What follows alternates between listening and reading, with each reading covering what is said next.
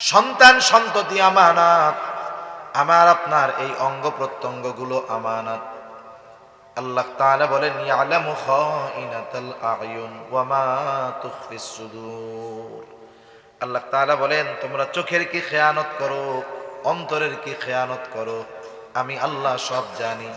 হাত দিয়ে গোনাহ করলে হাতের খেয়ানত হয়, চোখ দিয়ে গোনাহ করলে চোখের খেয়ানত হয়, পা দিয়ে গোনাহ করলে পায়ের খেয়ানত হয়, কান দিয়ে গোনাহ করলে কানের খেয়ানত হয়। এই জন্য অঙ্গ প্রত্যঙ্গ দিয়ে যদি গোনাহ করি তাহলে খেয়ানত হয়। এই জন্যই অঙ্গ প্রত্যঙ্গ কিয়ামতের দিন আমার আপনার পাপের কথা আল্লাহকে বলে দিবে। সেজন্য সাবধান, যাদেরকে দিয়ে গোনাহ করানো হচ্ছে খবরদার এদেরকে দিয়ে গোনাহ করাইয়েন না, কারণ এরাই আমার আপনার বিপক্ষে সবচাইতে বড় সাক্ষী হয়ে দাঁড়াবে। ঠিক কিনা কোন? আমি আমানতদারিতার ব্যাপারে আর লম্বা করব না। আল্লাহ তাআলার ওয়াজ ছিল দুইটা। কয়টা? জোরে বলেন, আরো জোরে বলেন কয়টা? দুইটা ওয়াজ। একটা হলো তোমরা আমানতদার হও, দুই নাম্বার ওয়া ইযা হাকামতুম বাইনান নাসি আন তাহকুমু বিল আদল। আল্লাহ তাআলা বলেন যখন তোমরা মানুষের মধ্যে বিচার আচার করবা, ন্যায় বিচার করবা, ওয়া ইযা হাকামতুম বাইনান নাসি আন তাহকুমু বিল আদল, মানুষের মধ্যে যখন বিচার আচার করবা, ন্যায় বিচার করবা। আফসোসের ব্যাপার আমাদের দেশ সহ গোটা দুনিয়ায় ন্যায় বিচার নাই বললেই চলে। সব জায়গায় অবিচার আর অবিচারে ভরা। ইন্নাল্লাহা ইয়া'মুরুকুম আন তু'আদ্দুল আমানাতি ইলা আহলিহা وَإِذَا حَكَمْتُمْ بَيْنَ النَّاسِ أَن تَحْكُمُوا بِالْعَدْلِ إِنَّ اللَّهَ نِعِمَّا يَعِظُكُم بِهِ إِنَّ اللَّهَ كَانَ سَمِيعًا بصيرا.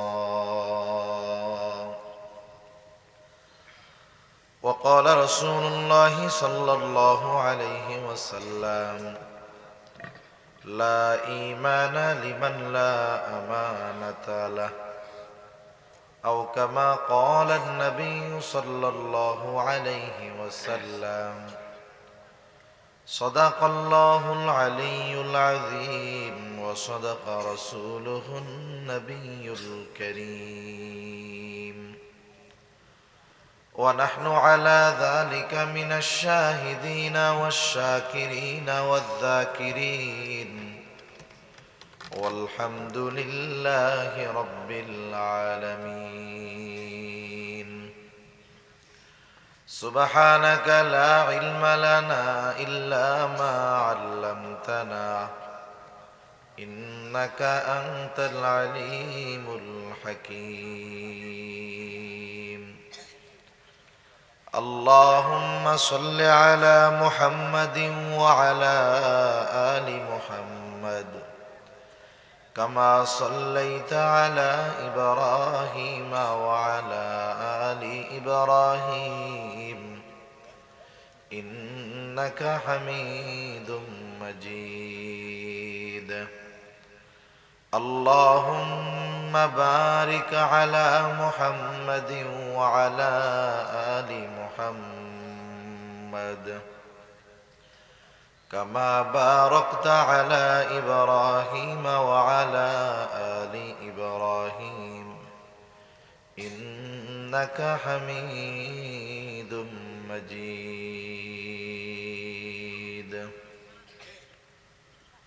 तौहीद की अमानत सीनों में है हमारा,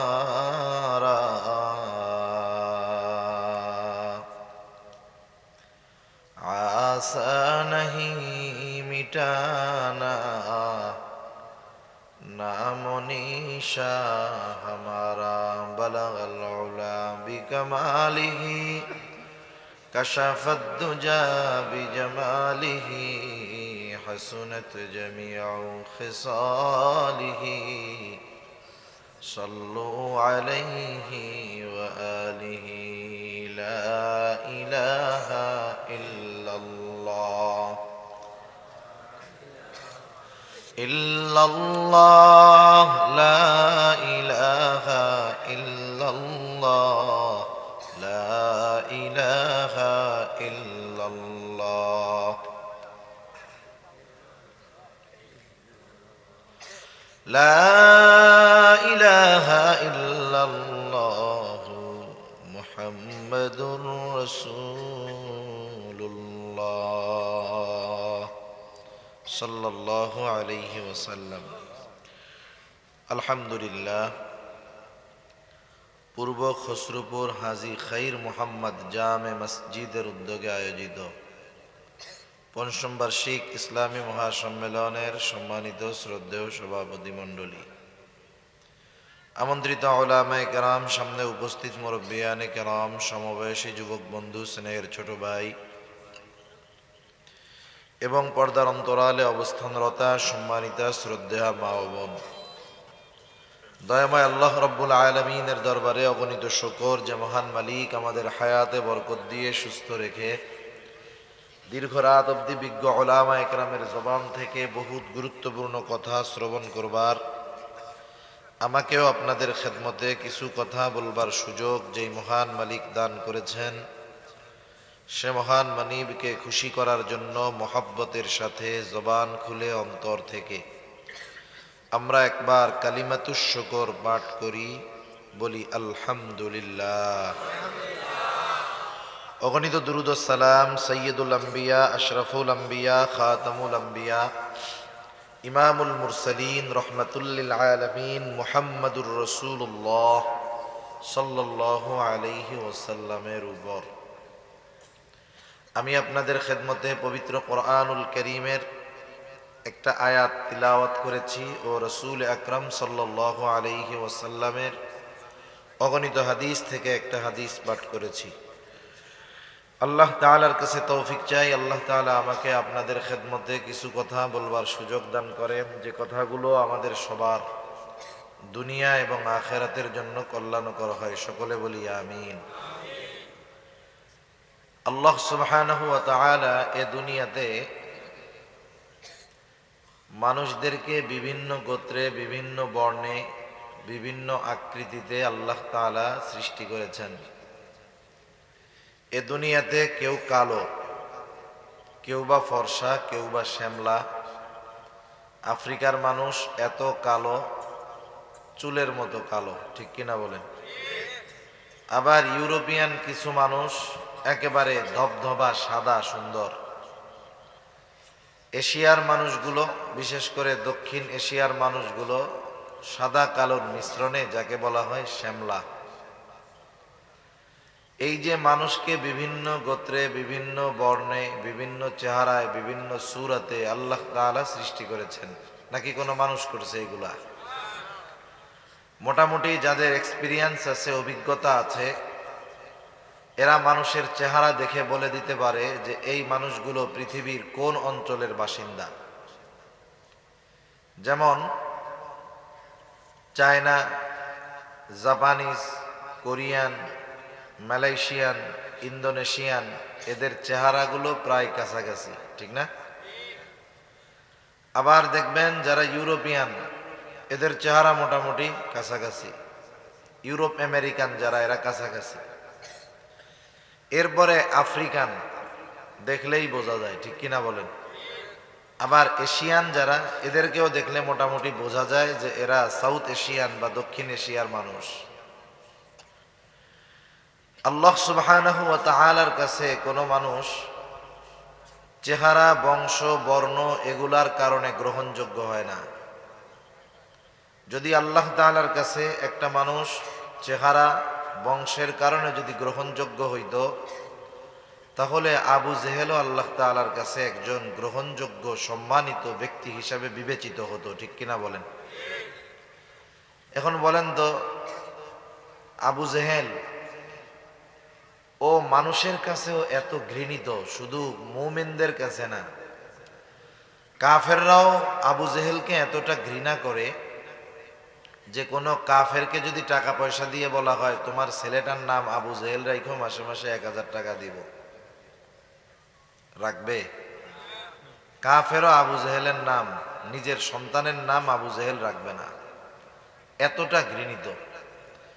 তাহলে বোঝা গেল কুরাইশ বংশের মানুষ আবু জেহেল।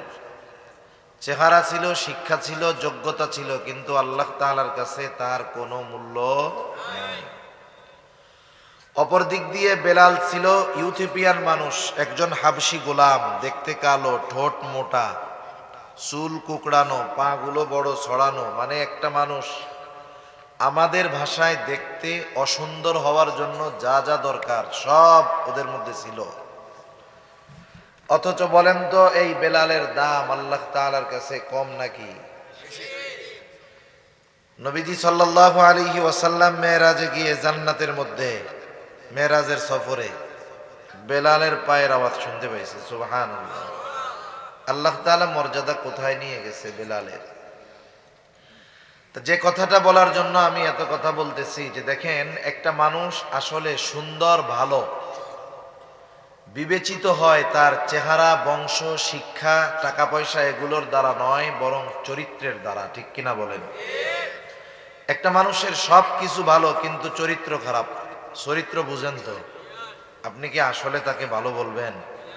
আর একজন গরিব মানুষ, টাকা পয়সা নাই, শিক্ষিত মানুষ না, কিন্তু আখলাক চরিত্র ভালো, আপনি তাকে কি ভালো বলবেন? তাহলে বোঝা গেল একটা মানুষ ভালো মানুষে পরিণত হয় কিছু গুণ অর্জনের মাধ্যমে। যেই গুণগুলো অর্জনের মাধ্যমে একটা মানুষ আসলেই ভালো মানুষ হয়, সেই গুণগুলোর মধ্যে থেকে সূরা নিসার ওই আয়াতের আলোকে আমরা দুটো গুণ নিয়ে আলোচনা করব। কয়টা গুণ? দুইটা গুণ। এই দুইটা গুণের ব্যাপারে ইমাম শাফিঈ রহমাতুল্লাহি আলাইহি বলেন, এই দুইটা গুণ যেই জাতির মানুষের মধ্যে চলে আসবে সেই জাতি বড় সৌভাগ্যবান জাতি। যেই ব্যক্তির মধ্যে চলে আসবে সে বড় সৌভাগ্যবান ব্যক্তি। যেই সমাজের মানুষের মধ্যে ওই দুইটা গুণ চলে আসবে ওই সমাজ এবং সমাজের মানুষগুলো বড় সৌভাগ্যবান। যেই জাতির মধ্যে ওই গুণ চলে আসবে ওই জাতি বড় সৌভাগ্যবান। এই রকম দুইটা গুণ আমরা আলোচনা করব। সাথে সাথে এই গভীর রাত, শীতও আছে মোটামুটি, রাত 12টার পরে আমরা বসে যে শুনতেছি আমলের নিয়তে শুনবো ইনশাআল্লাহ। শুনবো তো? এই কষ্ট করে রাত জাগলাম, শীতের মধ্যে বসে থাকলাম, প্রত্যেকের বাড়িতে আরামের বিছানা আছে, কম্বল আছে, আরামে ঘুমানোর ব্যবস্থা আছে, এরপরেও এখানে ঠান্ডা মাটির উপরে বস্তা বিছায়া দেওয়া হয়েছে, বসলে গরম হয় না, উপরেও ঠান্ডা নিচেও ঠান্ডা।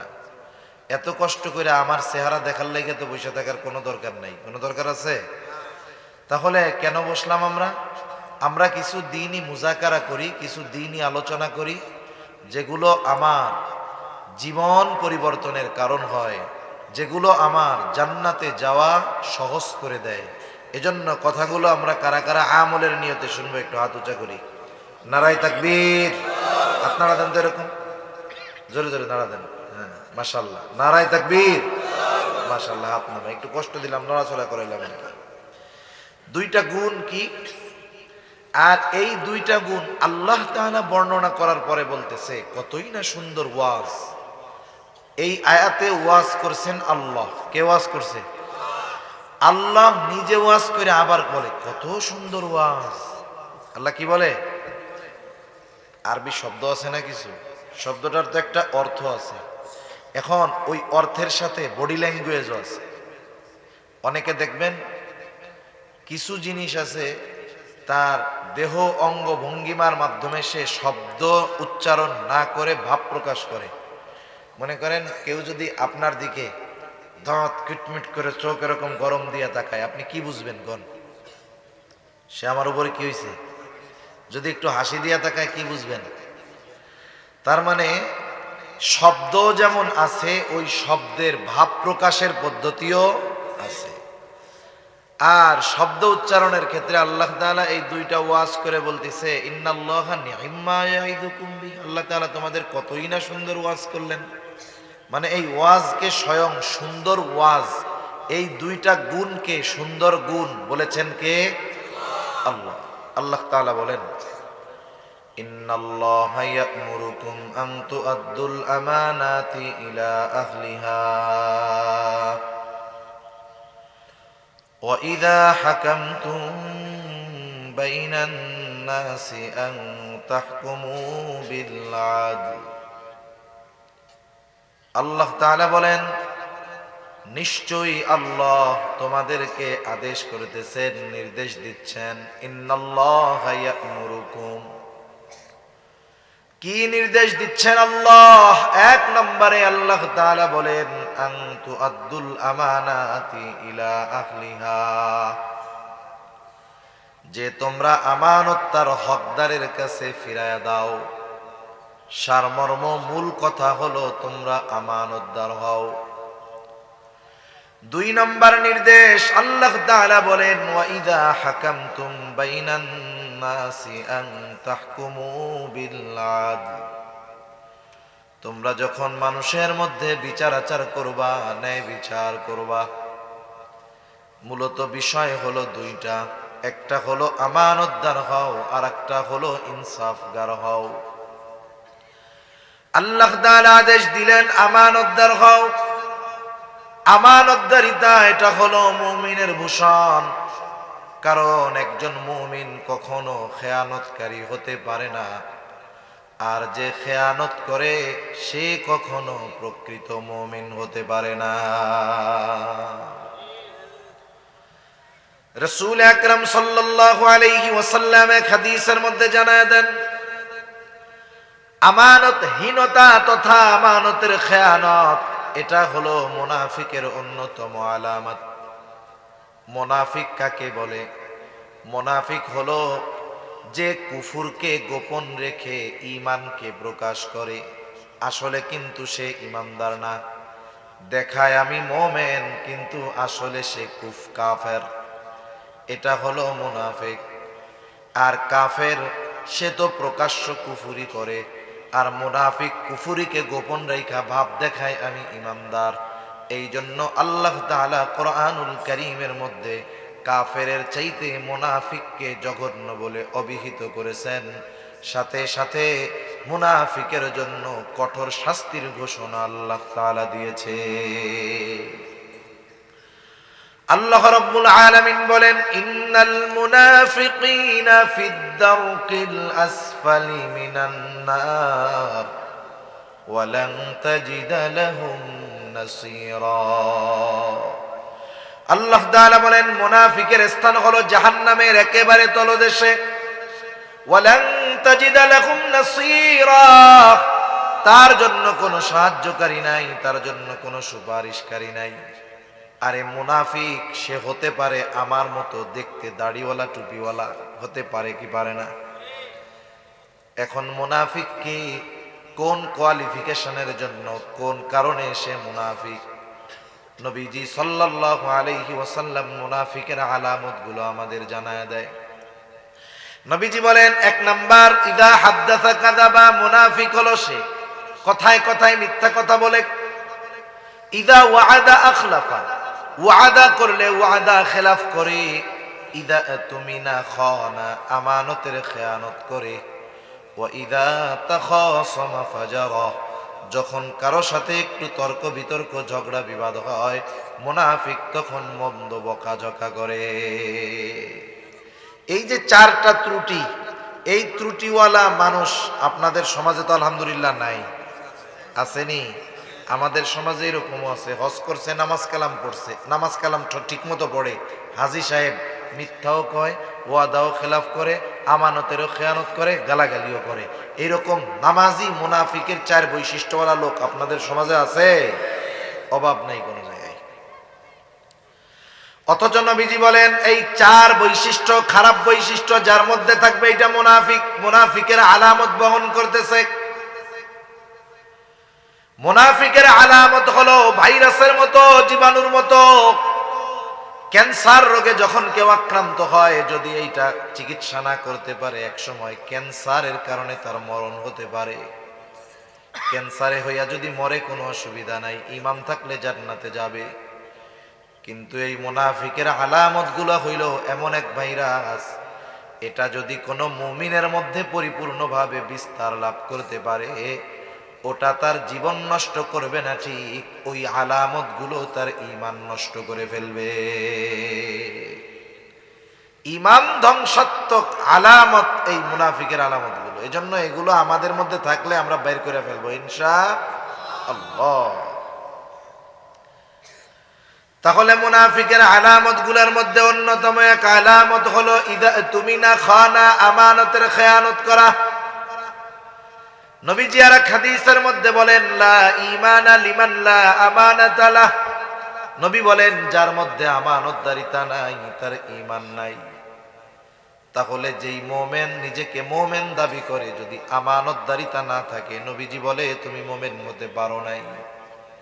এই জন্য কিছু আমল আছে, সেটা শুধুমাত্র আমল, করলে সওয়াব, না করলে গুনাহ, ঈমানের ক্ষতি নাই।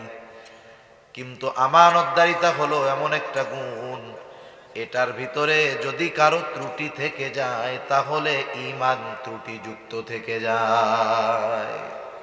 কারণ আমানতদারিতার সম্পর্ক ঈমানের সাথে। কিসের সাথে বলেন? ঈমানের সাথে। এজন্য আমাদের আমানতদার হওয়ার দরকার, আমানতদার মুমিন হওয়ার দরকার। রাসূল আকরাম সাল্লাল্লাহু আলাইহি ওয়াসাল্লামও সেই জন্য আমানতদারিতার ব্যাপারে গুরুত্ব দিয়েছেন। বাস্তবতা হলো আমাদের সমাজের অনেক ভালো মানুষ, নামাজি মানুষ, আমানতদারিতার ব্যাপারে স্বচ্ছ ধারণা না থাকার কারণে নিজের অজান্তেই অনেক সময় খেয়ানত করে ফেলে, সেটা বুঝতে পারে না। কথার কথা মনে করেন একজন মানুষ, সে জানে না যে আগুনে হাত দিলে পুড়ে যাবে। কথার কথা সে জানে না যে আগুনে হাত দিলে পুড়ে যাবে, তার জানা নাই। এখন জানা না থাকুক, সে যদি হাত দেয়, আগুন কি বলবে? না, ওই ভাই তো আগুনে হাত দিলে পুড়ে যায়, জানে না, তাহলে এর আর পোড়ানোর দরকার নেই। জানুক আর না জানুক, হাত দিলেই কি হবে বলেন না? পুড়ে যাবে। একজন মুমিন আমানতদারিতার ব্যাপারে স্বচ্ছ ধারণা রাখুক আর না রাখুক, তার দ্বারা যদি খেয়ানত হয়ে যায় অবশ্যই তার গুনাহ হবে, পাপ হবে। এই জন্য আমাদের আমানতদারিতার ব্যাপারে জানার দরকার আছে না নাই? এক নাম্বার আমানতদারিতা হয় লেনদেনের মধ্যে। এটা মোটামুটি আমরা সবাই জানি। আমার কাছে কেউ সম্পদ রাখলো, টাকা পয়সা রাখলো, আমার উচিত হলো তার টাকা পয়সা যথাসময়ে তাকে ফিরাইয়া দেওয়া।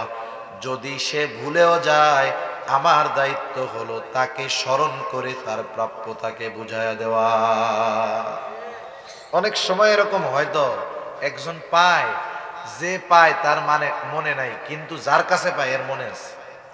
মনে করেন আমার মনে আছে যে উনি আমার কাছে টাকা পায়, আমি জিজ্ঞাসা করছি ভাই আমার কাছে টাকা পয়সা পান নাকি? উনি বলে যে না, পাই না।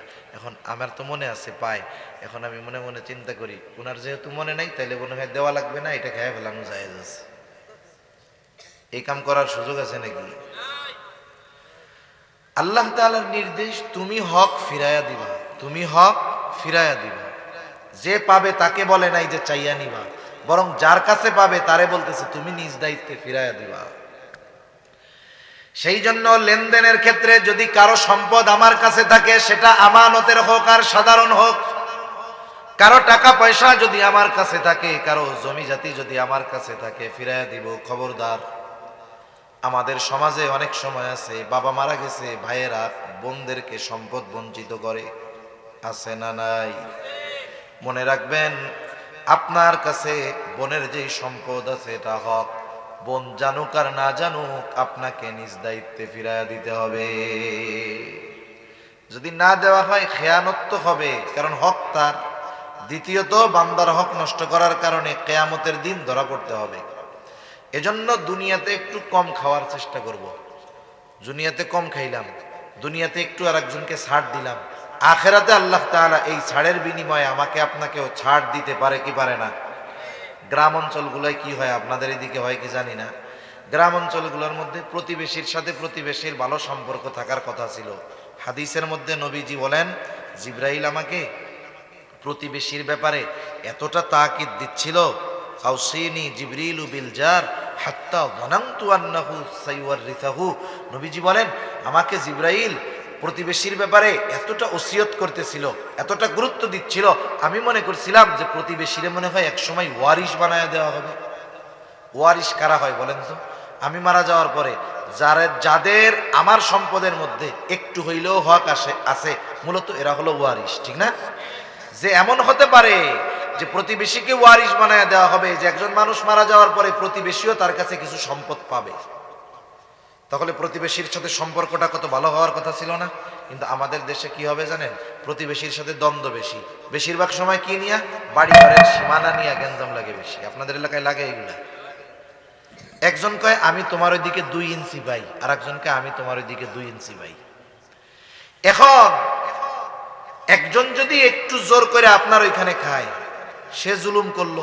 আবার আপনি চিন্তা করতেছেন আমি 20 বছর ধরে এটুক খাইয়া আসছি, এতকাল কিছু কও নাই, এখন মাপ টাপ দিয়ে কও যে আমার সীমানা আরো 2 ইঞ্চি এদিকে, আমি মানি না। জোর করে খাওয়াইয়া লোক আছে না নাই? আপনি যে এই যে জেনে শুনে খাইলেন, মাপার পরে আপনার হক যতটুক কমছে একটু মাইনা নিলেন না। আপনি দুনিয়ায় একটু জুলুম করে বেশি খাচ্ছেন ঠিক, আখেরাতে তো ধরা পড়তে হবে। কিন্তু আপনি যদি একটু ছাড় দিতেন যে আরে কাগজে কলমেরটা তো আর লেখা নিয়ে যাইতে পারবে না। এখনের দলিলের সিস্টেম কি? দলিল যার নামে, দখল 100 বছর থাকলেও কাজ হবে না।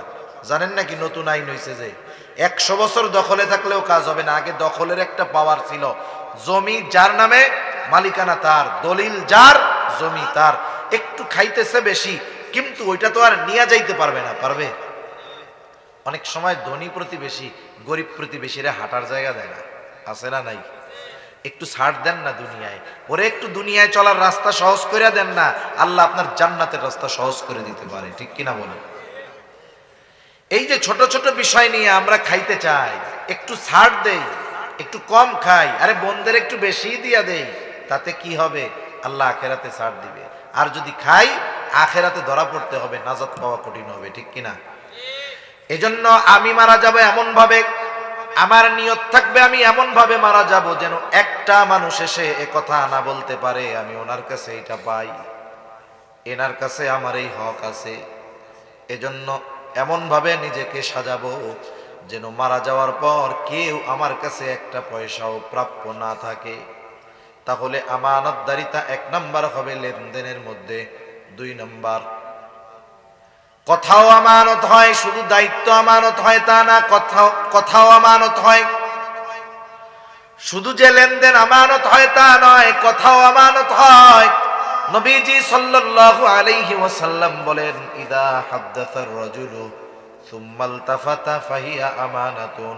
নবীজি বলেন, যখন একজন কারো কাছে কোনো কথা বলে আর এদিকে সেদিকে তাকায়, ডানে বামে তাকায়, নবীজি বলেন ওই যে কথাটা ডানে বামে তাকায়া বলল, যার কাছে বলল, ফাহিয়া আমানাতুন, ওই কথাটা তার কাছে আমানত হয়ে যায়। একজন আমার আপনার কাছে কোনো কথা বলছে, কথা বলার সময় ডানে বামে তাকাইছে। ডানে বামে তাকায় কেন? যেন ওরে কেউ না দেখে, ওর কথা কেউ না শোনে, শুধুমাত্র আপনি আমি যেন শুনি, আর কেউ যেন না শোনে, এজন্যই তো তাকায় নাকি? কিন্তু আমাদের পরিস্থিতি পুরাই উল্টা, ব্যতিক্রম। কেউ যদি কোনো গোপন কথা আমার আপনার কাছে বইলা বলে যে হুজুর আপনার কাছে এই কথাটা বললাম রে হুজুর, আপনি আর কারো কাছে কইেন না। এখন আমার কি হবে? আমি যতক্ষণ এই কথা আর একজনের কাছে না বলি ততক্ষণ আমার পেটে আর কথা হজম হয় না।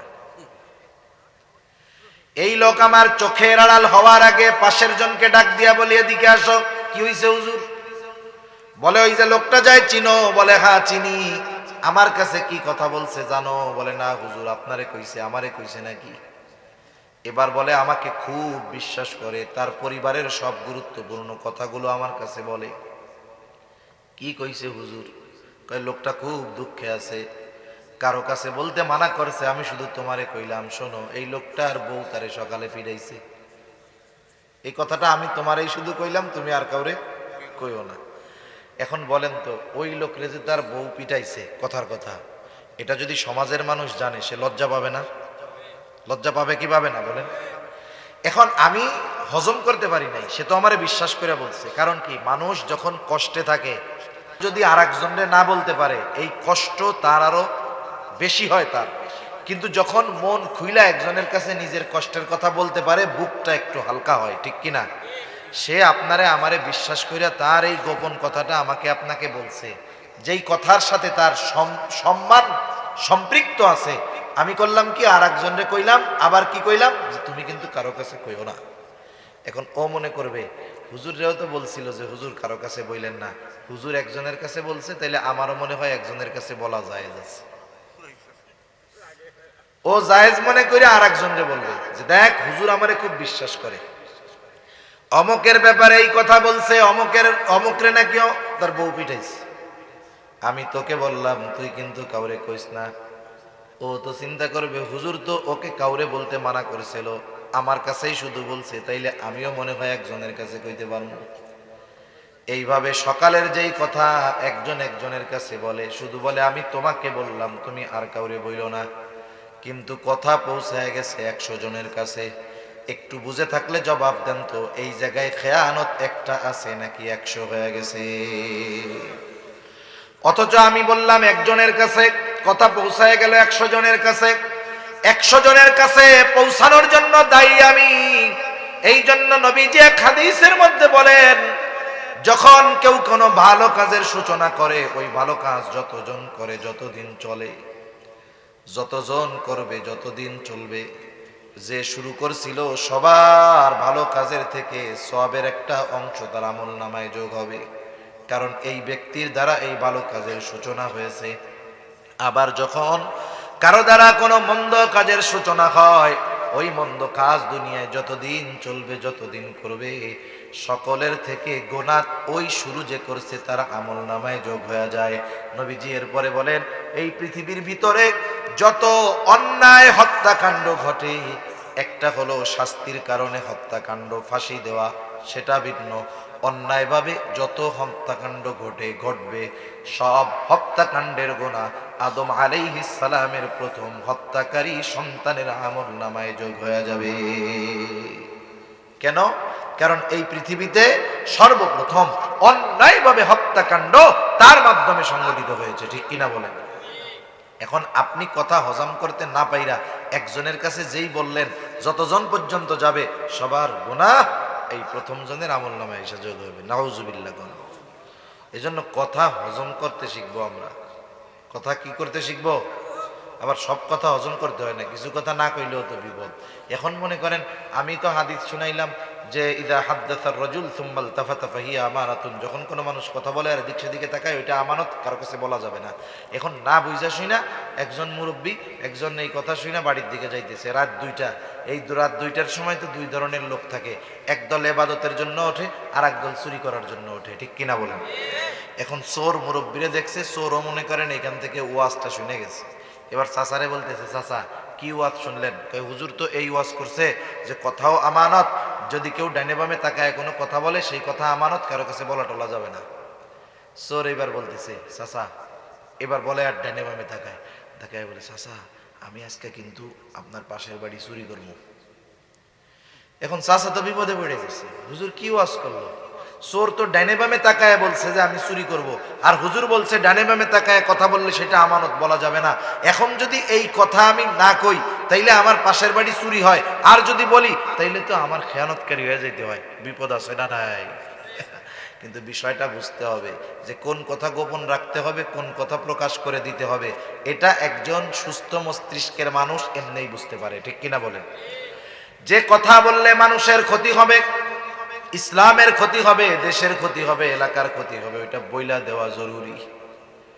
কিন্তু গোপন করতে হবে এমন কথা যাতে মানুষের ক্ষতি হবে না, ইসলামের ক্ষতি হবে না, কিন্তু ওই লোকটার সম্মানের, মালের, জানের ক্ষতি হতে পারে।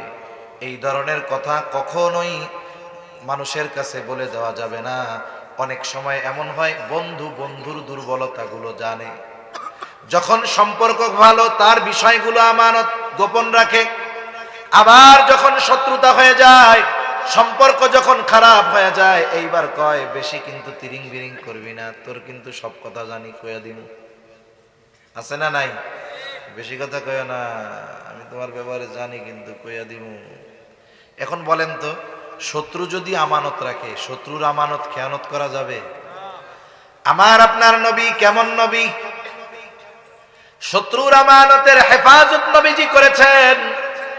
এই জন্য নবীর নাম মক্কা ফেররা দিয়েছিল আল আমিন আস-সাদিক, আমানতদার, বিশ্বস্ত, সত্যবাদী। আরে নবীজি যখন আবু তালেব দুনিয়া থেকে চলে গেছে, খাদিজাতুল কুবরা দুনিয়া থেকে চলে গেছে, সব গোত্রের মানুষদেরকে নিয়ে একত্রিত হয়ে পরামর্শ করেছে, এখন তো আবু তালেব নাই, আমাদের আর কেউ বাধা দিতে পারবে না, আমাদের রাস্তা ক্লিয়ার, এবার আসো আমরা মুহাম্মদকে দুনিয়া থেকে বিদায় করে দেই। চূড়ান্ত সিদ্ধান্ত হলো নবীজিকে তারা ফেলবে। হত্যাকাণ্ড কেমনে হবে?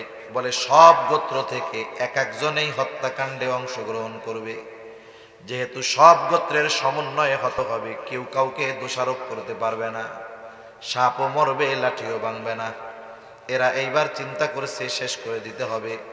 এই দিক দিয়া যেই রাত্রে করার প্ল্যান, আল্লাহ তাআলা ওই রাত্রেই নবীজিকে ওই দিন আদেশ দিলেন দিনের বেলায়, ও আমার হাবিব, আজকে রাতেই শুরু হবে আপনার হিজরতের সফর। নবীজির সাথে যদিও কারা শত্রুতা করত, তবে কারা নিজেদের সম্পদ নবীর কাছে আমানত রাখত। জানতো মুহাম্মাদের বিরোধিতা যতই করি না কেন, মুহাম্মদ কখনোই আমাদের সম্পদের খেয়ানত করবে না, যতই বিরোধিতা করি না কেন খেয়ানত করবে না। নবীর কাছে তখনও এদের আমানত ছিল, রাতের বেলা হিজরত শুরু হবে। ঘরের চারদিকে ঘিরে রাখছে, কত টেনশন, কত পেরেশানি জন্য আসছে।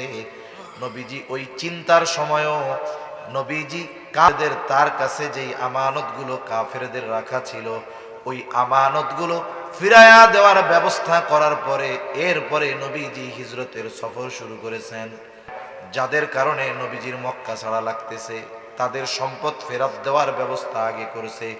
হযরত আলী রাদিয়াল্লাহু তাআলা আনহুকে বুঝায় দিয়ে গেছে, নিজের বিছানায় শোয়া দিয়ে গেছে যে আলী, এই সম্পদগুলো সব তার মালিকের কাছে ফিরিয়ে দেওয়ার পরে তুমি মদিনার উদ্দেশ্যে রওনা হবা। চিন্তা করে দেখেন, যাদের কারণে দেশ ছাড়া লাগতেছে, যারার জন্য ঘরের চতুর্দিক দিয়ে ঘিরে রাখছে, আমার আপনার নবী কেমন আমানতদার নবী, ওই তাদের সম্পদটাও যথাযথভাবে তাদের কাছে পৌঁছায়া দেওয়ার ব্যবস্থা করার পরে হিজরতের সফর শুরু করেছে। আমরা হইলে কি চিন্তা করতাম যে ওদের জন্য আমার দেশ ছাড়া লাগতেছে, ওদের মাল জিনিস আমার কাছে যেহেতু আছে, এটা আমি নিজে নিজে মুক্তি হয়ে ফতোয়া দিতাম, এটা আর ফেরত দেওয়ার দরকার নেই, এটা আমার নিয়ে যাওয়া জায়েজ আছে, গাঠি গুটি বাইন্দে এরপরে নিয়ে বলাইতাম। ঠিক কিনা কম? অথচ নবী তা করতে আসছে, তাদের মাল জিনিসও ফিরাই দেওয়ার ব্যবস্থা করেছেন। কেমন আমানতদার নবী! সেই জন্য শত্রু হোক আর বন্ধু হোক, আমানতের হেফাজত করতে হবে সকলেরটা। একজন অমুসলিম আপনার কাছে সম্পদ রাখছে, আপনি তারটাও যেমন হেফাজত করবেন, মুমিন রাখলে তারটাও করবেন। মুমিনেরটা যেমন হেফাজত করেছেন এরকম হেফাজত করতে হবে। ঠিক কিনা বলেন? আমাদের চারিত্রিক সৌন্দর্য অর্জন করার দরকার। তাহলে 1 নাম্বার আমানত লেনদেনের মধ্যে, 2 নাম্বার আমানত কথার মধ্যে, 3 নাম্বার দায়িত্ব আমানত। সকল ধরনের ছোট বড় দায়িত্ব আমানত, রাষ্ট্রীয় দায়িত্ব আমানত, শিক্ষকতার দায়িত্ব আমানত, ইমামতির দায়িত্ব আমানত। এক কথায় সকল দায়িত্ব আমানত। একটা সময় ছিল মানুষ দায়িত্ব নিতে চাইতো না, দায়িত্ব দিতে চাইলে পলায়া চলে যাইতো। আর এখন তো দায়িত্ব নেওয়ার প্রতিযোগিতা করে অনেকে, দায়িত্ব টাকা দিয়া কিনে। দায়িত্ব বুঝেন না? কিনে, টাকা দিয়া কিনে। বুঝেন তো কেমনে কিনে? এখন অনেক জায়গায় চেয়ারম্যান ইলেকশন হবে। এক এলাকায় শুনলাম সে শুধু নমিনেশন পাওয়ার আশায় 3 কোটি টাকা ব্যয় করছে। নমিনেশন পাইতে ঘুষ দিছে কত কন্যা? 3 কোটি। বুঝেননি? 300 লাখ। 300 লাখে 3 কোটি। একজন চেয়ারম্যানই নমিনেশনের আশায়। এখন এই চেয়ারম্যান যখন নমিনেশন পাইছে, পোস্টার ছাপাইছে, পোস্টারের মধ্যে কি লেখা থাকে? অমক ভাইকে এই মার্কায় ভোট দিয়ে অত্র ইউনিয়নের জনগণের সেবা করার সুযোগ দেন। ঠিক কিনা বলেন? তার মানে ওনারা যদি আপনি জিজ্ঞাসা করেন আপনি চেয়ারম্যান কেন হইতে চান, বলে জনগণের সেবা করার জন্য। যেই ব্যক্তি 3 কোটি টাকা দিয়ে নমিনেশন কিনতে পারে, ওর জনগণের সেবা করার জন্য কি চেয়ারম্যান হওয়া লাগবে? জোরে বলেন লাগবে? তার মানে সেবা করার জন্য না, ওই দায়িত্বটাও টাকা দিয়া কিনছে। দায়িত্বটা কি করছে? টাকা দিয়া কিনছে। তাহলে এই জামানায় দায়িত্ব নেওয়ার প্রতিযোগিতা করে, আবার কেউ টাকা দিয়ে দায়িত্ব কিনে। কিন্তু এমন এক জামানা গেছে পিটাইয়াও দায়িত্ব দেওয়া যায় নাই। আমাদের কলিজার টুকরা ইমাম আজম আবু হানিফা রহমাতুল্লাহি আলাইহি, ইমাম আবু হানিফা রহমাতুল্লাহি আলাইহি, খলিফা মনসুর ইমাম আবু হানিফা রহমাতুল্লাহি আলাইহির সাথে চলতি পথে দেখা। জামানার সবচাইতে বড় আলেম, সবচাইতে বড় মুহাক্কিক ব্যক্তি ইমাম আবু হানিফা। খলিফা মনসুর ইমাম আবু হানিফাকে একটা প্রস্তাব দিলেন, ও ইমাম, প্রধান বিচারকের আসন খালি, আপনি প্রধান বিচারপতির দায়িত্ব গ্রহণ করেন। প্রধান বিচারপতির দায়িত্ব। মানুষের সামনে খলিফা ইমাম আবু হানিফাকে প্রস্তাব দিল। ইমাম আবু হানিফা সাথে সাথে খলিফার এই প্রস্তাবকে ফিরাইয়া দিছে, বলছে যে আমি এটা পারবো না। বলেন তো, খলিফা প্রস্তাব দিল, ইমাম আবু হানিফা সাথে সাথে প্রস্তাব ফিরাইয়া দিল। খলিফার একটু ইগোতে লাগছে, আত্মসম্মানে লাগছে যে আমার মতো এমন মহান ব্যক্তিত্ব প্রস্তাব দিছে, সেটাকে ফিরাইয়া দিল মুখে মুখে। রাগে ক্ষোভে খলিফা তার হাতের চাবুক দিয়া ইমাম আবু হানিফার গায়ে একটা বাড়ি মেরে দিল। খলিফা মনসুর রাজপ্রাসাদে ফিরে গেছে। খলিফা মনসুরের চাচা বলে, ও মনসুর, তুমি কাজটা ভালো করো নাই। ইমাম আবু হানিফার গায়ে চাবুক দিয়ে আঘাত করেছো, কাজটা তুমি ভালো করো নাই। অনেক সময় আছে মানুষ রাগের মাথায় এমন কাজ করে বসে যে ওই সিদ্ধান্তের পরে রাগের মাথায় সিদ্ধান্ত নেওয়ার কারণে পরবর্তী গোটা জীবন তাকে আফসোস করতে হয়। একটা জিনিস আমরা মনে রাখবো সবাই, আমরা রাগ মাথায় কখনো, তাহলে রাগ দূর হয়ে যাবে। কারণ রাগের মাথার সিদ্ধান্ত অধিকাংশ সময় পস্তানোর কারণ হয়, ঠিক কিনা বলেন? যেমন আমাদের দেশে বিবাহ বিচ্ছেদ ঘটে, তালাকের ঘটনা ঘটে, ঘটে না এরকম? এ দুনিয়াতে কেউ বউরে খুশি হইয়া তালাক দেয় না। মনে করেন একজনের বউ খুব মজা কইরা আখনি রান্না করছে, বিরিয়ানি রান্না করছে, একেবারে কাচ্চি ডাইন মাইন ফেল, এমন মজা হইছে, খুশির ঠেলায় কি ওই লোক বলবে যে তোমার রান্না আজকে খুব মজা হইছে, যাও তোমার 14 গোষ্ঠী ধরে দিয়া দিলাম? খুশি হইয়া কেউ দেয় নাকি? এটা কেমনে দেয়? কিন্তু রাগ হইয়া দেয় না, রাগের মাথায় দেয়। এখন যেই দেওয়া শেষ, শয়তান চলে যায়। এখন দুজনের মধ্যে ভালোবাসা জাগ্রত শুরু হয় আবার। এখন হুজুরের কাছে আসে, আইসা কি বলে, হুজুর কি হয়েছে? কই তো দিয়ে দিছি। কয়টা দিছস? কই 14 গোষ্ঠী ধইরা দিছি। কই বউ তো আর তোর নাই। কই হুজুর রাগের মাথায় দিছি হুজুর। হ্যাঁ, কই হুশে নাই, রাগের মাথায় দিছি। আরে এই কাম তো মানুষ খুশি হইয়া করে না, রাগের মাথায় করে, ঠিক কিনা বলেন? এজন্য রাগের মাথায় আমরা কখনো কোনো সিদ্ধান্ত নিব না। এটা জীবনের মূলনীতির মধ্যে রাখবো আমরা। অধিকাংশ ক্ষেত্রে রাগান্বিত অবস্থার সিদ্ধান্ত ভুল হয়, এটা আমরা কখনো করব না। খলিফা মনসুর ওই সময় তো রাগে চাবুক দিয়ে আঘাত করেছে, এখন তো রাগ নাই। চিন্তা করতেছে, নিজের মধ্যে অনুতপ্ততা কাজ করতেছে, আসলে কাজটা ঠিক হয় নাই। তিনি তো খলিফা, নিজে গিয়ে মাপ চাইবেন, আবার লজ্জাও লাগে। খলিফা এবার নিজের সবচাইতে বিশ্বস্ত মানুষটাকে দায়িত্ব দিলেন যে তুমি একটু ইমাম আবু হানিফার কাছে গিয়ে আমার পক্ষ থেকে ক্ষমা চাইবা। সাথে সাথে 1 থলে স্বর্ণ মুদ্রা ওই লোকের হাতে দিয়ে বলতেছে, ইমাম আবু হানিফাকে গিয়ে বলবা যে এটা খলিফা আপনাকে হাদিয়া দিয়েছে, আর আপনি যদি এই হাদিয়াটা গ্রহণ করেন তবেই খলিফা নিশ্চিত হবে আপনি তাকে ক্ষমা করছেন। লোকটা চলে গেল ইমাম আবু হানিফার কাছে, গিয়া সালাম বিনিময়ের পরে বলতেছে যে খলিফা তার ওই আচরণের জন্য লজ্জিত, দুঃখিত। তিনি লজ্জায় আপনার কাছে আসতেছেন না, আমাকে পাঠিয়েছেন আপনার কাছে ক্ষমা চাওয়ার জন্য। ইমাম আবু হানিফা রহমাতুল্লাহি আলাইহি নববী সিফতে যার মধ্যে ভরা, নবীর একটি গুণ হলো নবীর মহানুভবতা, নবীজির মধ্যে ছিল ক্ষমার সাগর। এই জন্য প্রতিশোধ পরায়ণ নবীজি ছিলেন না। কাফেররা কষ্ট দিয়ে যদি নবীর কাছে মাপ চাইতো, নবী তাকেও মাফ করে দিতে। ইমাম আবু হানিফা তো ওই নববী গুণে গুণান্বিত, যে মাফ চাওয়ার কথা বলছে, বলছে ঠিক আছে মাফ করে দিলাম। এখন ওই হাদিয়ার থলে দিয়া বলে, আপনি যে মাফ করছেন খলিফা বিশ্বাস করবে তখন যদি আপনি খলিফার হাদিয়া গ্রহণ করেন। বলেন তো, হাদিয়া দেওয়া নেওয়া এটা তো সুন্নত। তাহাদু, পরস্পর হাদিয়া আদান প্রদানের মাধ্যমে ভালোবাসা বাড়ে। কিন্তু ইমাম আবু হানিফা হাদিয়া নিতে চায় না। লোকটা জোরাজুরি করতেছে যে আপনি হাদিয়াটা নেন, বলে না নিব না। জোরাজুরি করতেছে, বলে আপনি নেন, তবে আপনি খরচ না করলেও এটা গরিবদের মাঝে সদকা করে দিয়েন।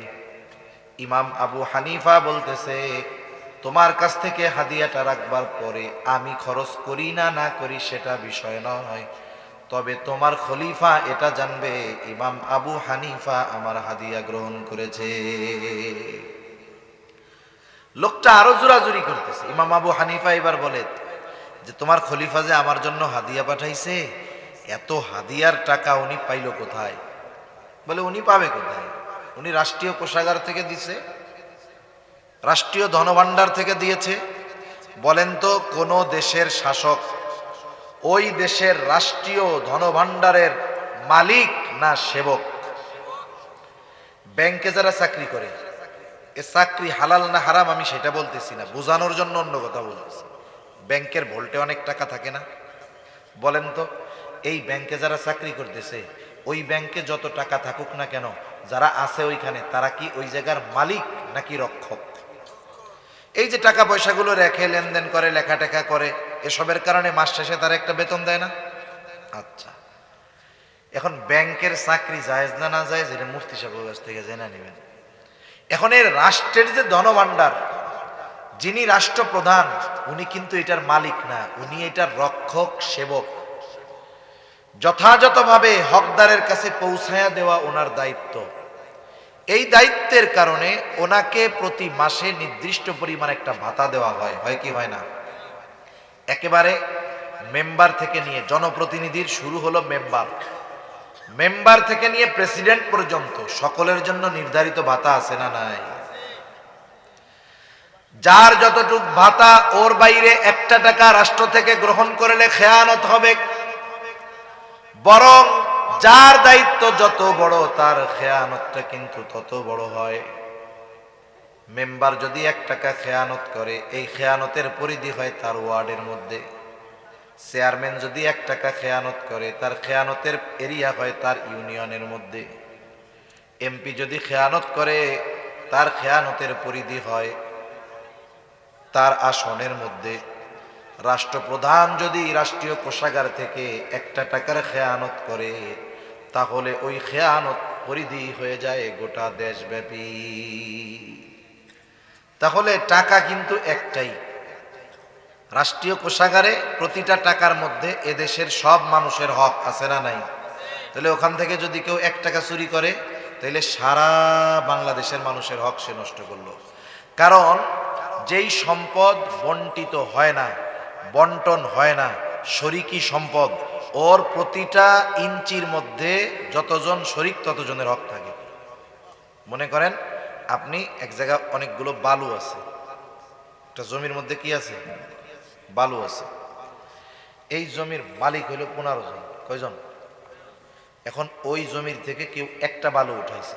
একটা বালু তো এত ছোট হইতে পারে, দেখা নাও যাইতে পারে, ঠিক না? এখন বলেন তো, ওই এক বালুর মধ্যে হক আছে কতজনের?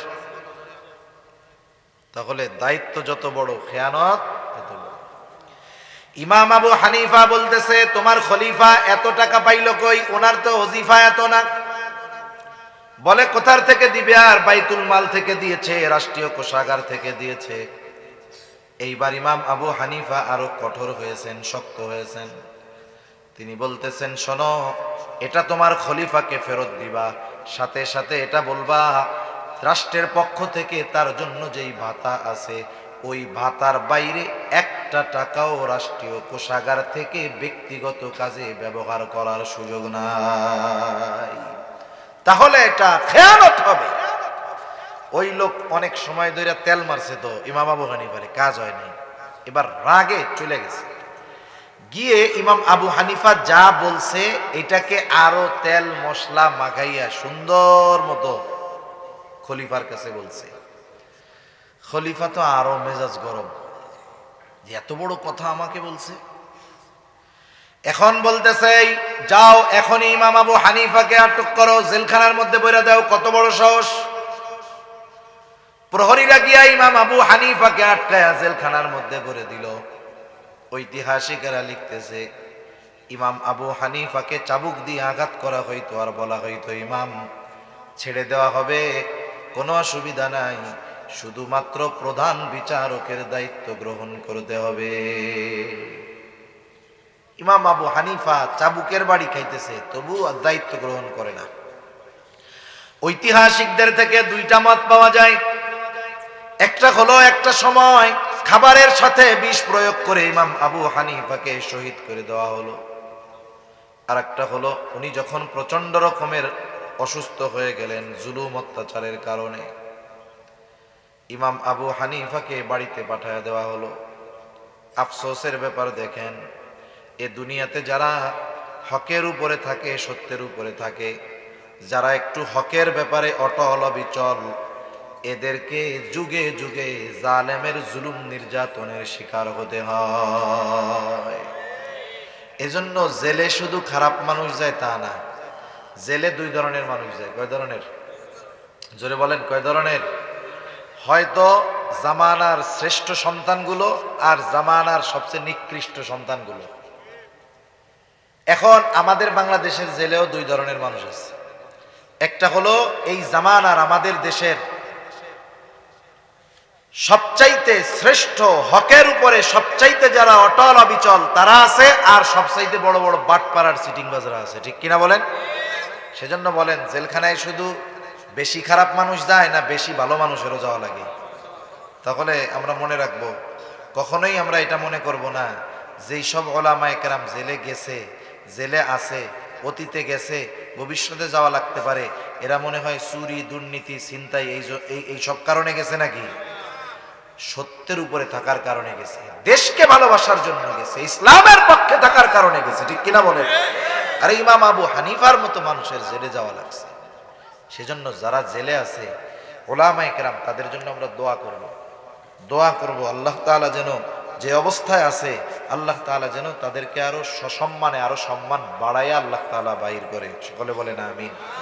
আমরা দেখতেছি তো, যারা জেলখানায় মাজলুম হয়ে জেলে যায়, একটা হলো জালেম জুলুম করে জেলে গেছে, সেটা ভিন্ন, ওটা তো শাস্তি। আর যে মাজলুম, যে জেলে যায় মাজলুম হইছে, জালেম না, যারে জোর কইরা অন্যায়ভাবে নেওয়া হয়েছে, ওরে জেলে নেওয়ার পরে ও যখন বের হয়, যাওয়ার আগে যে সম্মান ছিল তার চাইতে বহুগুণ বাড়ায় দেয় কে? আরো জোরে বলেন না, বাড়ায় দেয় কে?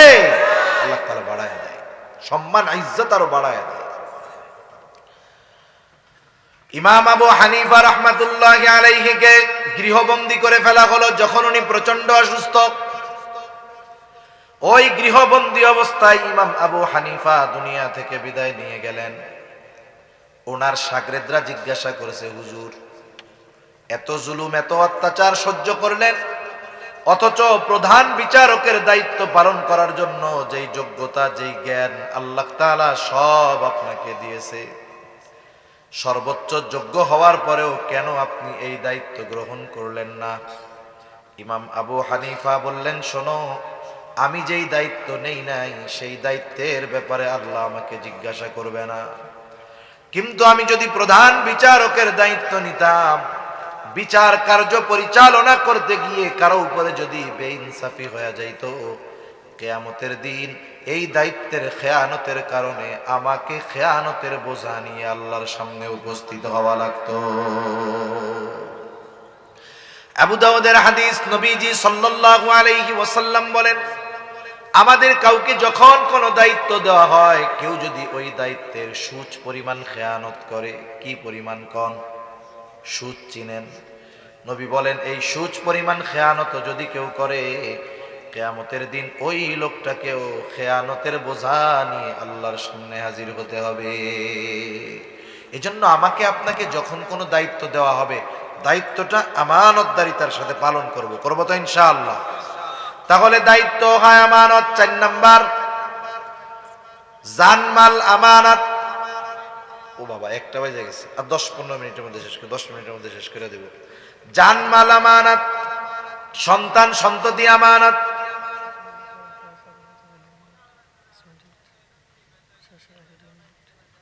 জানমাল আমানত, সন্তান সন্ততি আমানত। আমার আপনার এই অঙ্গ প্রত্যঙ্গ গুলো আমানত। আল্লাহ তাআলা বলেন ইয়ালামু খাইনাতাল আয়ুন ওয়া মা তুখফিস সুদূর। আল্লাহ তাআলা বলেন তোমরা চোখের কি খেয়ানত করো, অন্তরের কি খেয়ানত করো, আমি আল্লাহ সব জানি।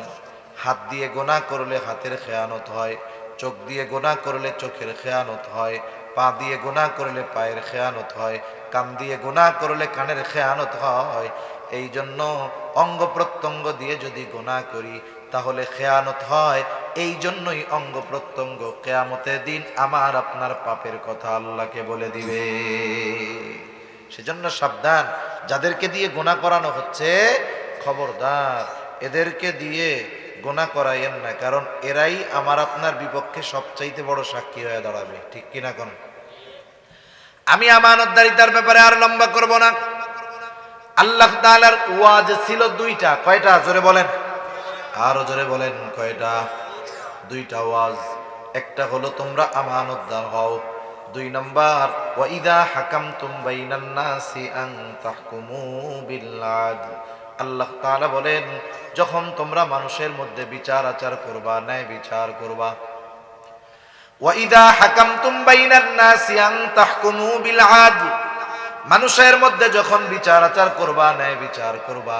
আফসোসের ব্যাপার, আমাদের দেশ সহ গোটা দুনিয়ায় ন্যায় বিচার নাই বললেই চলে। সব জায়গায় অবিচার আর অবিচারে ভরা।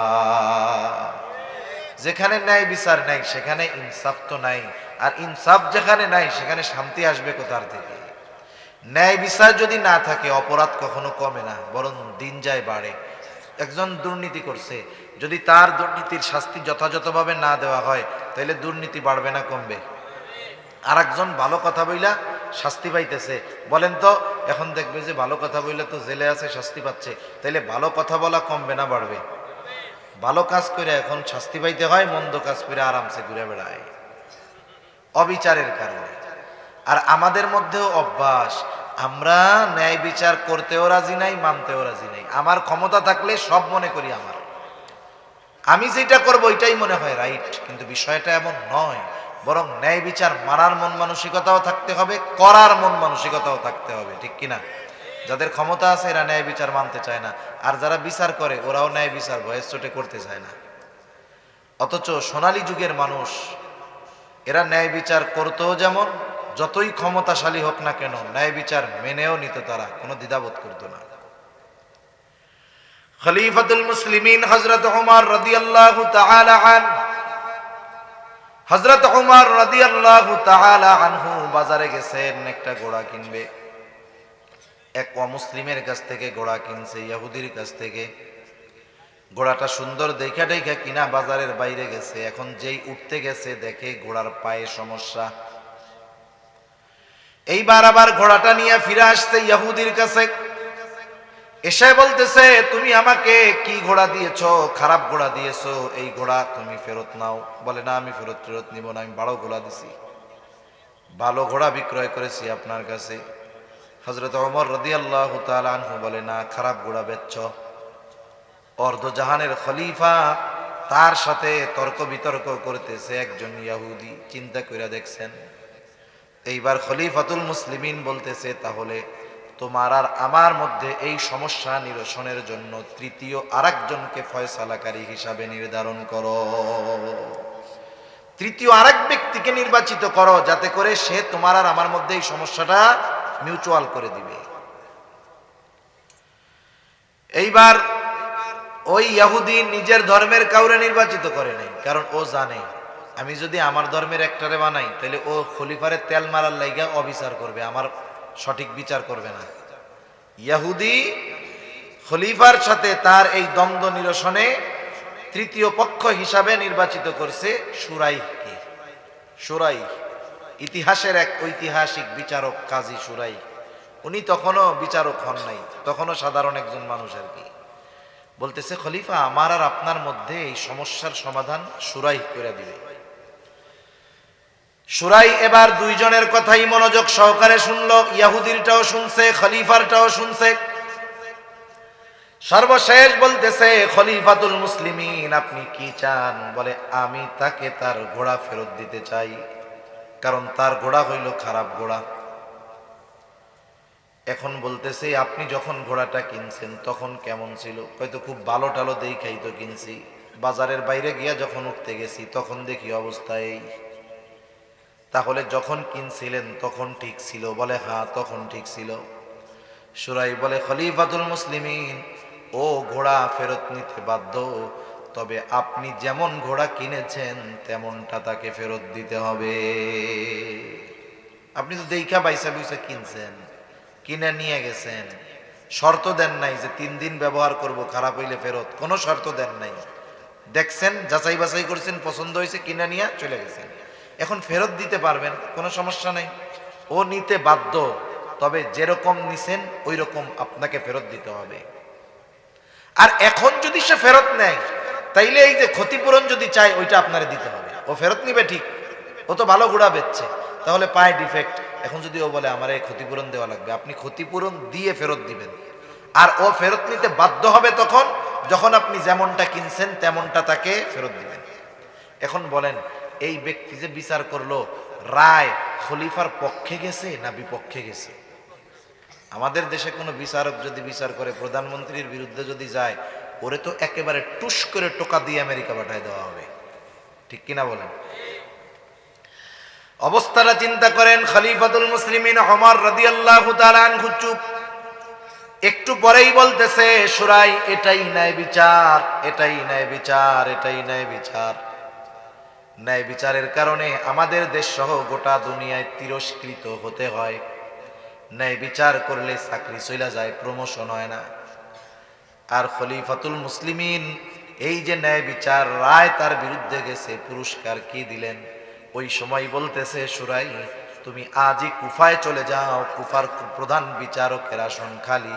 খলিফাতুল মুসলিমিন শিলমোহর দিয়া চিঠি দিয়া পাঠায় দিলেন শুরাইহকে দিয়া, যে আজ থেকে আমি কুফার প্রধান বিচারক হিসাবে শুরাইহকে নিযুক্ত করলাম। দীর্ঘ হায়াত পাইছে কাজী শুরাইহ। ওমর রাদিয়াল্লাহু তাআলা আনহুর সময়, ওসমান রাদিয়াল্লাহু তাআলা আনহুর সময়, আলী রাদিয়াল্লাহু তাআলা আনহুর সময়, আমিরে মুআবিয়া রাদিয়াল্লাহু তাআলা আনহুর সময়, ওই সময়গুলোতে উনি প্রধান বিচারকের দায়িত্ব পালন করছে। সুবহানাল্লাহ। তাহলে ন্যায় বিচার করারও মন মানসিকতা ছিল, মেনে নেওয়ারও মন মানসিকতা ছিল। কিন্তু আফসোস, আমাদের বিচারকদেরও ন্যায় বিচার করার মন মানসিকতা নাই, আর আমাদেরও ন্যায় বিচার মেনে নেওয়ার মতো মন মানসিকতা নাই। কিন্তু এই অবিচার যদি চলতে থাকে, শান্তি আসবে? সেজন্য বিচারের ক্ষেত্রে আপনি যদি বিচারক হন, বিচারক যে শুধু জজ কোর্টের, হাইকোর্টের হয় তা না। অনেক সময় আমাকে আপনাকে দুইজনের মধ্যে দ্বন্দ্ব নিরসনে তৃতীয় পক্ষ বিচারক হিসাবে মানা হয়, হয় কি হয় না? ঘরে হোক, বাইরে হোক, সমাজে হোক, রাষ্ট্রে হোক, যে জায়গায় আপনাকে ফয়সালাকারী হিসাবে নির্ধারণ করবে, ইনসাফের সাথে, ন্যায় পরায়ণতার সাথে ন্যায় বিচারটা করতে হবে, ঠিক কিনা? এর সবচাইতে বড় উপমা মুহাম্মদুর রাসূলুল্লাহ সাল্লাল্লাহু আলাইহি ওয়াসাল্লাম রেখে গেছে। একটা হাদিস শুনে আমি আলোচনা শেষ করে দিব। কুরাইশ বংশ, কুরাইশ বংশের 3টা শাখা। কয়টা শাখা? কুরাইশ বংশের 3টা শাখা, প্রসিদ্ধ বেশি। একটা হলো হাশেমি, একটা উমাইয়া, আর একটা হলো মখজুম। কুরাইশ বংশের হাশেমি গোত্রে জন্ম নিয়েছে আমার আপনার নবী মুহাম্মদুর রাসূলুল্লাহ সাল্লাল্লাহু আলাইহি ওয়াসাল্লাম। এই কুরাইশ বংশের একটা শাখা হাশেমি। তাহলে কুরাইশ বংশের একজন মহিলা, এই হাশেমি গোত্রের মহিলা, সে চুরি করছে। ইসলামে চুরির শাস্তি হলো হাত কেটে দিতে হবে। কি করতে হবে? হাত কেটে দিতে হবে। এখন প্রমাণিত হয়ে গেছে যে এই মহিলা চুরি করছে। মসজিদে নববীর মধ্যে সবাই উপস্থিত, ওই মহিলার হাত কাটা হবে। নবীজি হুজরার ভিতরে, রুমের মধ্যে, সাহাবায়ে কেরাম তো মহিলারে চিনছে, যেহেতু মখজুম গোত্রের মহিলা, কুরাইশ বংশের, তাইলে নবীর বংশের মহিলা, নবীর বংশ আর মখজুম বংশ এক, গোত্র আলাদা। এখন চিন্তা করতেছে নবীর বংশের একজন মহিলা যদি চুরির কারণে হাত কাটা যায়, তাইলে এই কাফেররা ইহুদিরা বলবে দেখ চোরের বংশ। বুঝেন নাই? কোন গোত্রে কোন বংশে কেউ যদি কোনো অপরাধ করে, চুরি করে, এই অপরাধের দায়ভার তার। কিন্তু কিছু মানুষ আছে দুষ্টু মানুষ, তখন কি বলে? ও বলে ও কোন বংশে? চোরের বংশের লোক, তোমাকে বংশের লোক তো এরকম চুরি টুরি করে বেড়ায়। যে চুরি করছে অপরাধ তার, অন্যকে ওই চুরির ব্যাপারে কিছু বলার সুযোগ ইসলাম দেয় নাই। এজন্য এই বিষয়গুলো আমরা স্বাভাবিক সাবধানতার সাথে দেখব। যে এক বংশের একজন চুরি করছে, এখন ওই বংশের আর একজন ভালো মানুষ, তারে কি কয়? ও তুমি চোরের বংশের লোক। এরকম বলা ঠিক না, যাবে না, গুনাহ হবে, আরো অপবাদ দেওয়া হবে না। কারণ ও তো চুরি করে নাই, চুরি তো করছে ও। তাহলে একে আপনি যখন বললেন তখন এটা অপবাদ হইল না? ও তো চুরি করে নাই। ইসলাম থাকলে একেবারে ৮০টা বেতের বাড়ি টুস টুস করে মেরে দেওয়া হইত। কয়টা বাড়ি? অপবাদের শাস্তি ৮০টা বেত্রাঘাত। এখন সাহাবায়ে কেরাম চিন্তা করতেছে ইহুদিরা তো এরকম বলা বলি করবে, আর নবীজিও মনে হয় জানে না কুরাইশ বংশের মহিলা, তাইলে মনে হয় শাস্তি একটু হালকা টালকা করে দিত, হাত টাত কাটতো না। এখন নবীজিরে জানানোর দরকার যে যেই মহিলা চুরি করছে কুরাইশ বংশের। এখন কেমনে বলবে? নিজেরা বলতে ভয় পাইতেছে। যায়েদ রাদিয়াল্লাহু তাআলা আনহুর ছোট্ট একটা ছেলে ওসামা, তখন ওসামা ছোট, নবীজি মোহাব্বত করে অনেক ওসামারে। ওসামাকে সাহাবায়ে কেরাম শিখাইয়া দিছে, ওসামা তুমি নবীজির কাছে গিয়ে, তোমার নানার কাছে গিয়ে বলবা যেই মহিলা চুরি করছে ওই মহিলা হলো কুরাইশ বংশের মহিলা। ছোট বাচ্চা যা শিখাইয়া দিছে, যাইয়া বাবার কাছে নবীজির কাছে তাই বলছে। নবীজি বুঝতে পারছেন এই কথাটা উসামা একা নিজের থেকে বলে নাই, ওকে নিশ্চয়ই কেউ শিখায়া দিছে। নবীজি এবার বাহিরে আসলেন। হাদিস বর্ণনাকারী বলেন নবীজি বলতেছে চেহারার মধ্যে রাগান্বিত ছাপ, রাগের ছাপ। নবীজি বলেন তোমরা কি আমাকে এমন বিষয়ের জন্য সুপারিশ করতেছ যেই বিষয়ের জন্য শাস্তি কার্যকর করার নির্দেশ আল্লাহ তাআলা দিয়েছে? আল্লাহ যেই বিষয়ের শাস্তি কার্যকর করতে বলেছে ওই বিষয়ের জন্য তোমরা সুপারিশ করতেছ? এরপরে নবীজি খুতবা দিলেন। নবীজি বলতেছেন শোনো, তোমাদের পূর্বে আল্লাহ তাআলা বহুত সম্প্রদায়কে ধ্বংস করে দিয়েছেন এই কারণে যে তাদের মধ্যে যখন চুরির অপরাধে কোনো সম্ভ্রান্ত বংশের মানুষকে আটক করা হইতো, চুরি করছে ধরা পড়ছে, তাহলে তাকে শাস্তি না দিয়ে ছেড়ে দেওয়া হতো যে উচ্চ বংশীয় লোক। আবার একই কারণে যখন কোনো দুর্বলকে আটক করা হতো তাকে শাস্তি দেওয়া হতো। অপরাধ একই, শুধু একজন সম্ভ্রান্ত বংশের মানুষ তারে ছেড়ে দিছে, আর একজন অনেক টাকা পয়সা নাই, পাওয়ার নাই, তাকে শাস্তি দিয়েছে। নবীজি বলেন ওই আল্লাহর শপথ যার হাতে আমার প্রাণ, এই মহিলার জায়গায় যদি মুহাম্মাদের কন্যা ফাতেমাও হইতো আমি অবশ্যই অবশ্যই তার হাতটা কেটে দিতাম। তাহলে ন্যায় বিচারের উত্তম নিদর্শন নবীজি আমাদের জন্য রেখে গিয়েছেন। এই সুন্দর দুইটা ওয়াজ আল্লাহ তাআলা করলেন। আল্লাহ তাআলা সেই কথাই বলেন ইন্নাল্লাহা ইয়া'মুরুকুম আন তুআদ্দুল আমানাতি ইলা আহলিহা ওয়া ইযা হাকামতুম বাইনান নাসি আন তাহকুমু বিল আদল। সোজা কথায় তোমরা আমানতদার হও আর ন্যায় পরায়ণ হও। এরপরে আল্লাহ তাআলা বলেন ইন্নাল্লাহা নি'ম্মা ইয়া'iদুকুম বিহি, নিশ্চয় আল্লাহ কতই না সুন্দর ওয়াজ করলেন। তাহলে এই দুইটা গুণকে সুন্দর গুণ বলে অভিহিত করেছেন কে? এই দুইটা গুণ সুন্দর গুণ। এই সুন্দর ওয়াজ জানার পরে, শোনার পরে আমি আপনি যদি আমল না করি, বলেন তো আল্লাহ তাআলা দেখবেন কি দেখবেন না? জোরে বলেন, দেখবেন কি দেখবেন না? এই দুই গুণ নিয়ে যদি কোনো সমালোচনা করি, এই ওয়াজ নিয়ে যদি কোনো সমালোচনা আলোচনা করি, আল্লাহ তাআলা শুনবেন কি শুনবেন না? জোরে বলেন, শুনবেন কি শুনবেন না? এ কথাই কেমন যেন আল্লাহ তাআলা বলে বান্দারে এত সুন্দর দুইটা ওয়াজ করলাম, এই ওয়াজ দুইটার উপরে তোমরা আমল করো কি করো না আমি আল্লাহ সেটা দেখি। আর এই দুই ওয়াজ নিয়ে তোমরা কি আলোচনা সমালোচনা করো আমি আল্লাহ সেটাও শুনি। কেন? আল্লাহ তাআলা বলেন ইন্নাল্লাহা কানা সামিআন বাসীরা, কারণ আল্লাহ তাআলা হলেন সর্বশ্রোতা সর্বদ্রষ্টা। তিনি সবকিছু দেখেন, তিনি সবকিছু শুনেন। এজন্য আমরা প্রত্যেকে আমানতদার হব, জোরে বলেন ইনশাআল্লাহ। আমরা ন্যায়পরায়ণ হব, বলেন ইনশাআল্লাহ। কোনো সময় অবিচার করব না, আমানতের খেয়ানত করব না। আল্লাহ আমাদের সকলকে এই দুই গুণে গুণান্বিত হওয়ার তৌফিক দান করুন, জোরে বলে আমিন। আরো জোরে বলি আমিন। সর্বশেষ দোয়ার আগে আমি চান্দা কালেকশন করতে পারি না, এটা হলো সর্বশেষ দোয়ার আগে আপনাদের জন্য একটা সুযোগ। কারণ